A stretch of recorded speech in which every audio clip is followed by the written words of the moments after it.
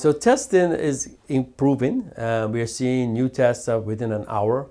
In our community hospitals, we're going to be probably in the next week to 10 days, we'll have faster results and turnaround time. Right now, our turnaround time is 3 to 5 days. We're waiting 3 to 5 days in this country right now, or even longer, to obtain results from patients who have been tested. And hopefully within the next 7 to 10 days, or 2 of our local community hospitals will have a faster test within about an hour. And that will be very important to be able to diagnose earlier, to address the concerns earlier. And this raises the question, everybody keeps saying for the last few weeks, why aren't we testing everyone? Testing everyone is probably not going to answer the question, because you could be asymptomatic today, be tested negative, and then tomorrow you could be symptomatic and be positive, and you may have that false sense of belief that you're now negative. Because in a matter of a day or 2 days, you can become from negative to positive, depending on your symptoms. So here we go from one extreme. We may think we're on the testing, but we got to be careful. We're not over testing at the time when we don't have enough of these tests available.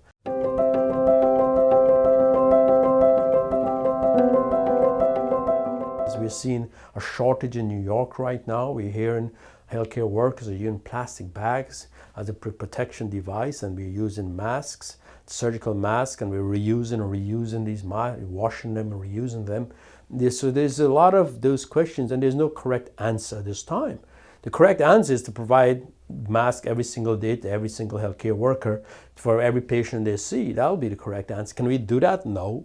We are overstressed at the present times.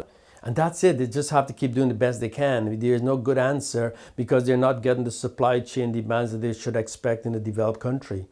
But we should have had better masks, better protective equipment for our healthcare workers. But now that we don't, what can we do? We can use whatever we can. And can we look at pre-exposure prophylaxis, meaning that healthcare workers who are in the field, can they now have started medication? That's in discussion. We look at what we call post-exposure prophylaxis, meaning that you've been just exposed as a healthcare worker. Can you start some medications such as Zithromax or chloroquine at a dose that is not toxic to prevent this virus? These are all the good questions that are researched. And what is the government going to do on a large scale?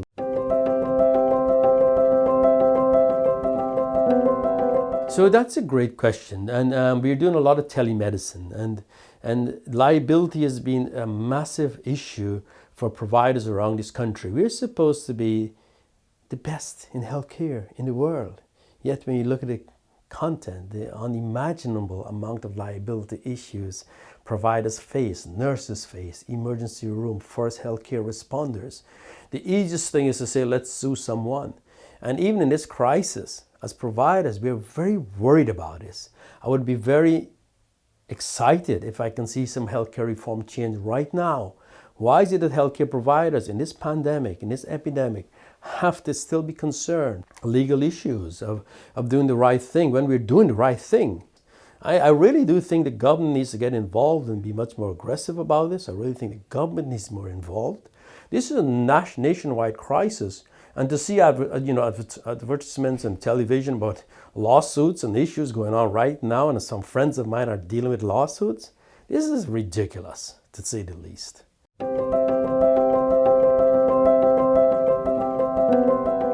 Well, let's look at Japan. Japan has about 9,000 cases. But you know what Japan did? They shut everything down.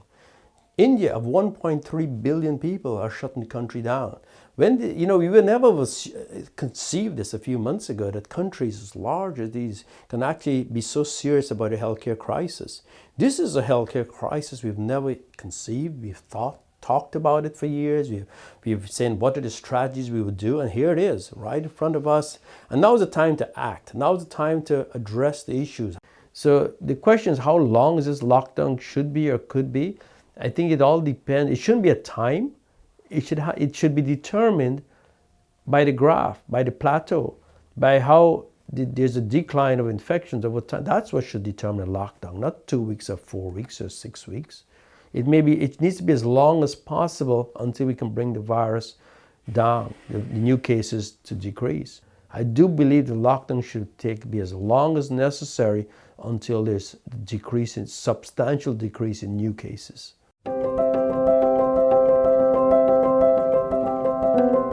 Hopefully not, because as we can clearly see, there may be actually different strains of this virus. And why am I saying this? Is because we clearly can see there's a milder form where a patient will have a rhinovirus sort of symptoms, and in the severe form it progresses to respiratory failure. So possibly most people will get this virus, but the question is, are we going to have a lifelong immunity? How long is our immunity going to be for? And the vaccine is going to be in place. So even if everyone gets it now, there's still a risk we may get it again later. And that is something we need to still keep at the back of our mind, that this virus is not going to go away quickly.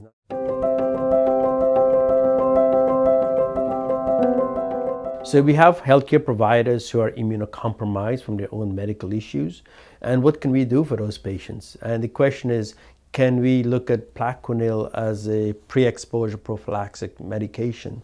And that's going to be in research right now. We're looking at different studies, looking at that question. And then healthcare providers who are being exposed as nurses in the emergency room or other providers, can we use, hydroxychloroquine and Zithromax as post-exposure prophylaxis or treatment options? So it's very early in those questions. We have very encouraging data. So I tell healthcare providers something you really need to consider, and to consider starting, and if there's good data to support this, and it looks like we're developing data over time. The question is, by the time we get that data is 3 months from now. So can we preempt this by starting medication? That's a good question. There are shortages right now of some of these medications, so we need to be very, very careful how we use those medications.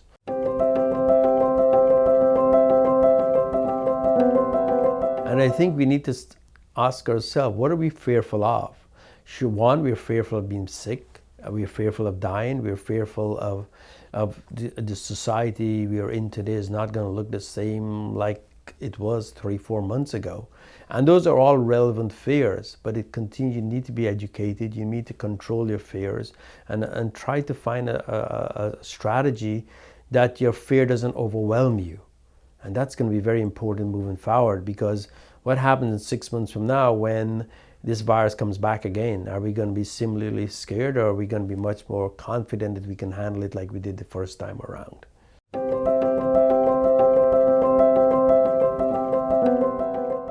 So the issue of mental health will be very, very critical and crucial. A lot of people have post-traumatic stress disorder from this, especially healthcare workers.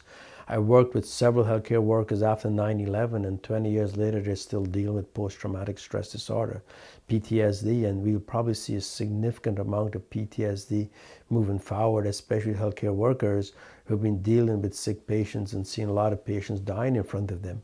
And the choice of who goes in the ventilator and not going in the ventilator has become such an important choice. And now they're making it almost the point that do not resuscitate someone who is dying from coronavirus, and that's going to be a new move and a shift.